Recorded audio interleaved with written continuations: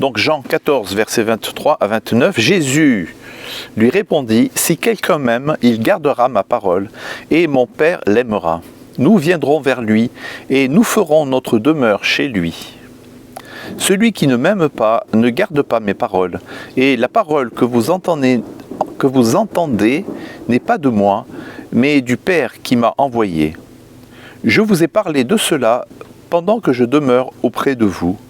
Mais le Consolateur, le Saint-Esprit que le Père enverra en mon nom, c'est lui qui vous enseignera toutes choses et vous rappellera tout ce que moi je vous ai dit. Je vous laisse la paix, je vous donne ma paix. Moi, je ne vous donne pas comme le monde donne, que votre cœur ne se trouble pas et ne s'alarme pas. Vous avez entendu que je vous ai dit, je m'en vais et je reviendrai vers vous. Si vous m'aimiez, vous vous réjouiriez de ce que je vais vers le Père, car le Père est plus grand que moi. Je vous ai dit ces choses maintenant, avant qu'elles n'arrivent, afin que, lorsqu'elles arriveront, vous croyiez. » Jusqu'ici, la parole de Dieu. Seigneur, à qui d'autre irions-nous? C'est toi qui as les paroles de la vie éternelle. Amen. Mes frères, vous le voyez bien, nous vivons dans un monde qui a perdu ses repères. Un monde où l'on a peur de l'avenir, où les mots comme vérité, fidélité, autorité sont devenus suspects. Où l'on cherche la paix dans le confort, dans l'argent, dans le plaisir, mais jamais en Dieu. Et pourtant, il n'y a pas de vraie paix sans Dieu. C'est cette parole bouleversante que notre Seigneur adresse à ses disciples et à nous ce matin. Je vous laisse la paix, je vous donne ma paix. Ce n'est pas à la manière du monde que je vous la donne. Que votre cœur ne soit pas bouleversé ni effrayé. Notre texte attire notre attention sur trois grandes et belles vérités. Premièrement, l'amour sans fidélité ou sans obéissance est une illusion. Verset 23. Deuxièmement, les fausses paix du monde ne résistent pas aux tempêtes. Verset 27. Et enfin, troisième vérité, la présence de Dieu est promise à ceux qui gardent sa parole. Ça, ce sont les versets 23 et 24. Première vérité, donc, l'amour sans fidélité est une illusion. Verset 23. Jésus commence ainsi. « Si quelqu'un m'aime, il gardera ma parole. » Si quelqu'un m'aime, il gardera ma parole. Il ne dit pas « si quelqu'un m'aime, il ressentira quelque chose » ou « il fera ce qu'il veut tant qu'il est sincère ». Non, il dit « il gardera ma parole ». Voilà ce que veut dire aimer Dieu, obéir à sa parole, s'y attacher, la respecter, l'apprendre, la vivre. Pas par peur, mais par amour. Comme un soldat fidèle à ses engagements, comme un ami fidèle à sa parole donnée. Sola scriptura, disaient les réformateurs, l'écriture seule. C'est la parole de Dieu seule qui est notre boussole, notre encre, notre lumière. L'amour véritable n'est pas un simple sentiment intérieur, il se traduit en fidélité, en obéissance confiante. Pour Calvin, cette fidélité est la preuve visible de la foi vivante. Il écrit dans son commentaire sur ce passage « Il ne suffit pas de confesser Christ de ses lèvres. Il faut que son enseignement règne dans notre vie. » Jésus ajoute « Mon Père l'aimera, et nous viendrons vers lui, et chez lui nous ferons notre demeure. » Dieu veut habiter chez celui qui garde sa parole. Pas simplement passer en visite, habiter, faire sa demeure dans ton cœur. Pas dans le chaos, pas dans la tiédeur, mais dans un cœur décidé à l'aimer. Deuxième vérité, les fausses paix du monde ne résistent pas aux tempêtes. Verset 27. Jésus continue. Je vous donne ma paix. Ce n'est pas comme le monde la donne. Le monde aussi promet la paix. Mais quelle paix? Une paix qui dépend du taux d'intérêt, du moral des marchés, du bon vouloir des autres, d'un petit moment de plaisir éphémère. C'est une paix fragile, superficielle, toujours conditionnelle. Mais Jésus dit « ma paix », pas n'importe laquelle, sa paix.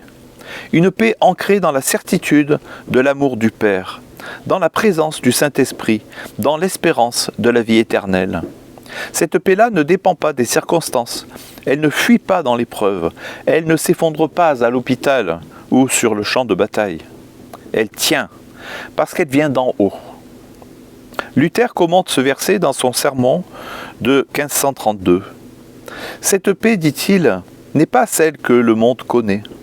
C'est une paix intérieure qui vient de la foi en Christ et qui rend le cœur ferme contre le diable, la mort et l'enfer.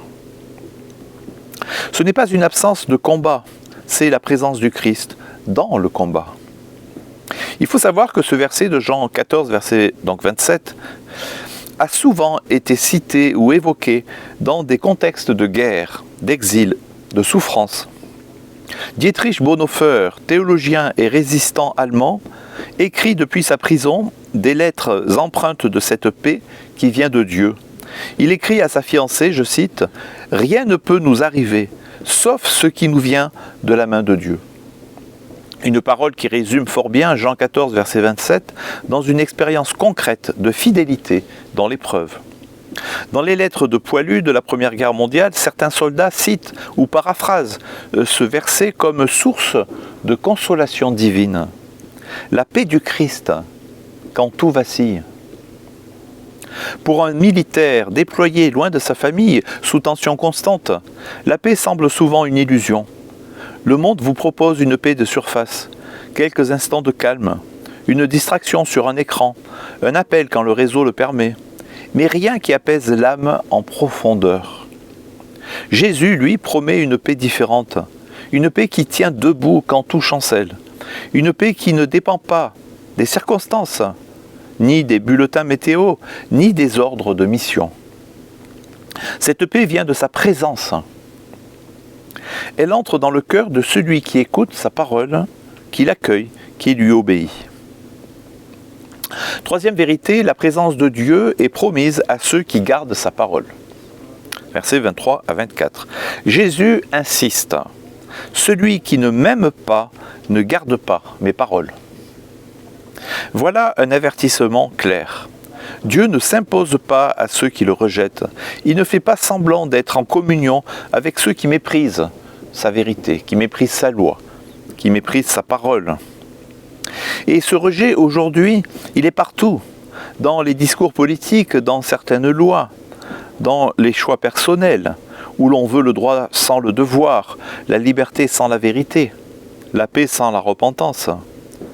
C'est ce qu'on appelle l'antinomisme moderne, de anti, contre et nomos, loi, l'antinomisme. Cette idéologie qui dit « Aucune loi ne doit me dire comment vivre. Je décide ce qui est bien pour moi. » Mais Jésus dit « Gardez ma parole. » Pas simplement l'écouter, la garder comme un trésor, la vivre chaque jour. C'est là que commence la vraie paix. C'est là que Dieu fait sa demeure. Si quelqu'un m'aime, dit Jésus, il gardera ma parole. Mon Père l'aimera, nous viendrons à lui et nous ferons chez lui notre demeure. Dans un monde où la confusion morale devient la norme, où chacun suit sa propre voie, où la vérité est relativisée, le Christ nous appelle à quelque chose de radical. Garder sa parole. Non pas l'entendre seulement, non pas l'admirer de loin, mais la garder, la chérir, lui obéir. C'est la preuve de notre amour pour lui. Aujourd'hui, beaucoup se disent croyants. Mais que signifie aimer le Christ sans tenir compte de ce qu'il dit? Le monde moderne nous propose une foi déconnectée de l'obéissance, une foi sentimentale, sans transformation, sans véritable conversion, sans repentance. Mais le Christ lie directement l'amour véritable et l'écoute fidèle de sa parole. Voyons cela point par point. Je vais vous donner quelques exemples des dérives modernes au sujet précisément de cet antinomisme contemporain, le fait d'être opposé ou réticent à mettre en pratique les commandements de la loi de Dieu. Premièrement, le relativisme moral. Chacun sa vérité. On appelle ça le relativisme. Tu as ta morale, j'ai la mienne. Cette idée est devenue la norme dans le discours contemporain. Elle flatte notre individualisme, mais elle détruit le sens même de la vérité. Le Christ, lui, affirme « ta parole est la vérité ». Jean 17, verset 17. Quand on vit sans norme absolue, tout devient négociable. On légitime le mensonge utile, la corruption pratique, l'injustice réaliste. Mais l'amour de Dieu nous rappelle à la justice, à la vérité, à la lumière. Deuxièmement, sexualité sans alliance, la rupture du sens créé. La culture contemporaine a déconnecté la sexualité de l'engagement. Le corps est devenu un outil de plaisir personnel et non le temple du Saint-Esprit, comme l'affirme la parole de Dieu à 1 Corinthiens 6, verset 19. Les relations sans lendemain, la pornographie banalisée, la confusion sur l'identité sexuée, la fameuse théorie des genres, tout cela démontre une perte de repères profonds. Mais le Christ nous appelle à garder sa parole, y compris dans notre manière de vivre la sexualité, vécue dans la sainteté du mariage, dans la fidélité et la responsabilité. Troisièmement, famille fragilisée. Le moi avant tout. L'amour du Christ nous pousse à l'engagement, au don de soi. Mais notre société met le moi au-dessus du nous. Les divorces sans combat, les enfants livrés à eux-mêmes, les parents démissionnaires. Autant de signes que la parole n'est plus gardée comme une priorité dans le foyer. Dieu veut habiter nos maisons, mais il n'entre pas comme un voleur. Il vient chez ceux qui aiment véritablement sa parole et qui la mettent en pratique. Quatrième point, culture de la mort. La vie n'est plus considérée comme sacrée. L'avortement est présenté comme une solution, l'euthanasie comme un choix légitime. La souffrance est devenue l'ennemi absolu, à éliminer à tout prix. Mais la croix du Christ nous enseigne que la souffrance n'est pas dénuée de sens, même s'il nous faut la combattre autant que possible par les soins palliatifs. Et que la vie même blessée reste précieuse. Garder la parole du Christ, c'est dire oui à la vie. C'est aimer aussi ceux qui ne sont pas parfaits, pas utiles, pas autonomes. Cinquièmement, foi sans parole, le christianisme culturel ou sociologique. Beaucoup disent « je suis croyant, mais je vis à ma manière ». C'est une illusion spirituelle.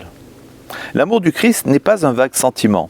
Il se prouve dans l'écoute, l'obéissance, la mise en pratique. Soyez des praticiens de la parole et pas seulement des auditeurs, nous dit l'épître de Jacques, chapitre 1, verset 22. La Bible n'est pas un accessoire, elle est la voix du Maître, sola scriptura. La Réforme l'a rappelé avec force. Ce que le monde appelle paix est souvent un compromis, une fuite, un confort temporaire. Mais la paix du Christ est autre. Elle est vécue au cœur du combat. Elle est le fruit de l'esprit. Elle vient de la présence de Dieu chez celui qui garde sa parole. Aujourd'hui, Dieu veut faire sa demeure en nous. Il cherche des cœurs fidèles, des vies offertes, des hommes et des femmes qui disent « Oui Seigneur, je t'aime et je veux garder ta parole ». Je vous laisse la paix, je vous donne ma paix, que votre cœur ne soit pas bouleversé ni effrayé. Restez enracinés dans la parole du Christ, dans un monde sans boussole.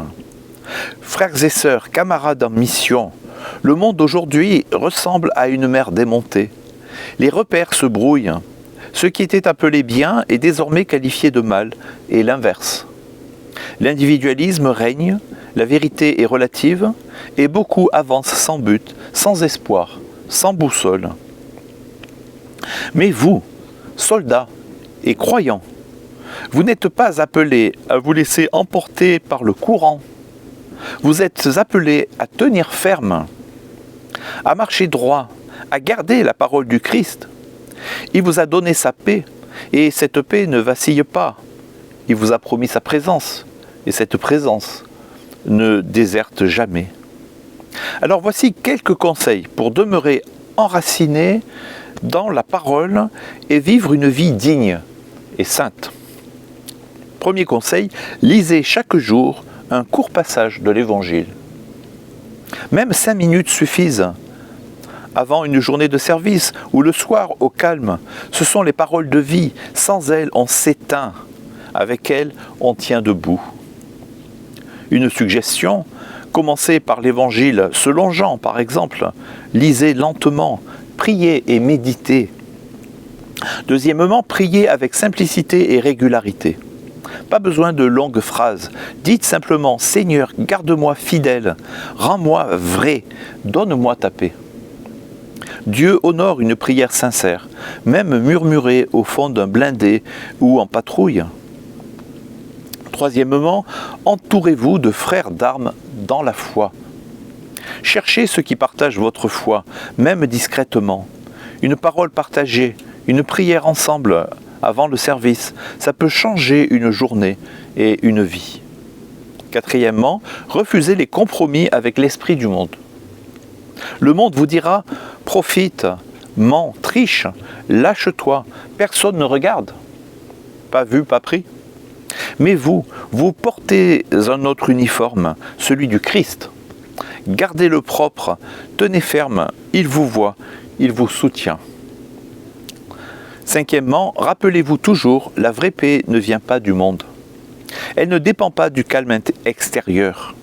Elle vient de celui qui a vaincu le monde. Celui qui a dit « Je vous laisse ma paix, je vous donne ma paix, que votre cœur ne soit pas troublé ». En conclusion, je dirais que dans ce monde sans boussole, la parole de Jésus, la parole de Dieu, l'Écriture sainte, la Bible, est votre cap. Dans la confusion, sa vérité est votre lumière. Dans la peur, sa paix est votre refuge. Et sur le terrain, comme à la maison, vous n'êtes jamais seul. Alors tenez bon, aimez le Seigneur, gardez sa parole, et vous verrez, il viendra, et chez vous, il fera sa demeure. Amen.